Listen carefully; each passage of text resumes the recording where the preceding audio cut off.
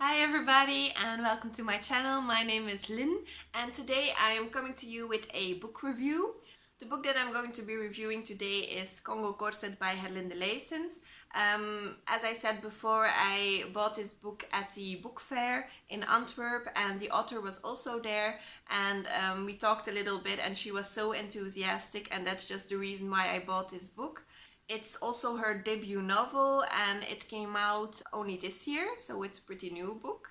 In this book we follow a young woman who is called Gabrielle. She's actually someone who did existed in the year 1900 approximately, and we follow her from when she is a young woman at I think 18 years old, and she has this drive and desire to go on an adventure. She kind of decides to go to Congo and be the first woman to ever cross Congo. She does this by marrying a military person who spent some years in Congo already, and he's kind of her ticket to go to Congo. First of all, I was pleasantly surprised by this book. It's not really a book that I would usually pick up because I've never been that fascinated by Congo, to be honest, or the history about Congo. But as I said before, the author was just so enthusiastic about it that I just had to buy it. I do have to say I liked the last half of the book a lot more than I liked the first part, and this was because she actually just leaves for Congo about in halfway through the book. So that was really interesting because we go on this adventure with her. The first half of the book was also interesting, but there were a lot of letters that were being written between Gabrielle and her fiance at that time. And they kind of took the pace out of the novel for me, because you just have her story of Gabrielle and her preparations and planning to go to Congo, and then suddenly you have a letter of her fiance thrown in between where he's in Congo and he's talking about what he sees, what he does, about the military stuff also. And I mean, of course, it kind of had to be in here, I guess, but you never see the reaction that Gabrielle gives to these letters, so that was, for me, a bit difficult. What I also found a bit difficult was that there were actually 3 languages in this book. So the book is written in Dutch, but you also have a lot of French words thrown in there, and you also had, I think, 2 or 3 times a French poem in the book, which I really want to know what it's about. And I know a bit of French, I've learned it in school, but not enough that I can decipher a whole poem without getting Google Translate with me.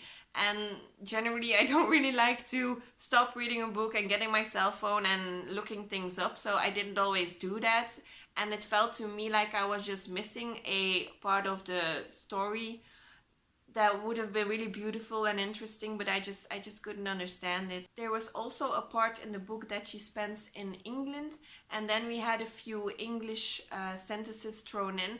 Now for me that's not a problem, I can read English just fine, but I can imagine that you have a lot of people in Belgium who only speak Dutch or maybe French, but not a lot of people who speak Dutch, French and English. So I kind of thought she was expecting much of the audience to know all this. And this might be a bit of a weird comparison, but I read The Book Thief not so long ago, I think right before I started this book, and there they also have a lot of German words in there because it's in Germany during World War II. But they always give a translation. So they say the word in German and then they also say the word in English or in Dutch or whatever language you choose to read that book. So I kind of thought the author could have done this with this book too. The thing that I really liked about this book was the fact that the perspective of Gabrielle changed during her journey in Congo, because there is a lot of racism stuff in there.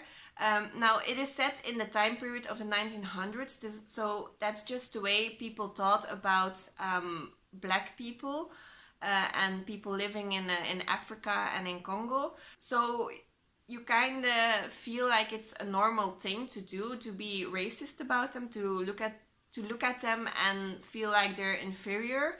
But as we follow Gabrielle, she kind of comes to the realization that people are just the same and that it doesn't really matter which color they are or what they do. And there are actually, during the end of the book, a few sentences about that she says who is who is superior or who is inferior. They kill to just eat, to have food, and we are the ones that are killing for fun. So who are the primitive ones around here? And I really thought that was very strong in this book to bring that message forward. All in all, this is also kind of a feminist story, and Gabrielle is actually a feminist, and that's something I really like in books. I mean, give me some girl power and I'll take it. And it's also kind of an educational book because you do learn a lot of stuff about Congo, about the time period, and about this amazing woman who actually existed, and I didn't know about that. And she just did something that wasn't expected of her, and she just did it. And I mean, that is just amazing. So I definitely recommend this book. I also gave this book 4 stars on Goodreads. Currently this book is only available in Dutch, I think. I don't know if it will ever get translated. It kind of depends on the popularity, I guess. But to all the Flemish readers out there, or the Dutch speaking readers, I definitely recommend this book. Just get your hands on it and read it. It's really a fascinating story, and I don't think you will regret it. So this was my book review of KongoKorset by Herlinde Leyssens. I hope you liked this review, and I hope it is useful to at least some of you. I will hopefully see you back in my next video. Bye!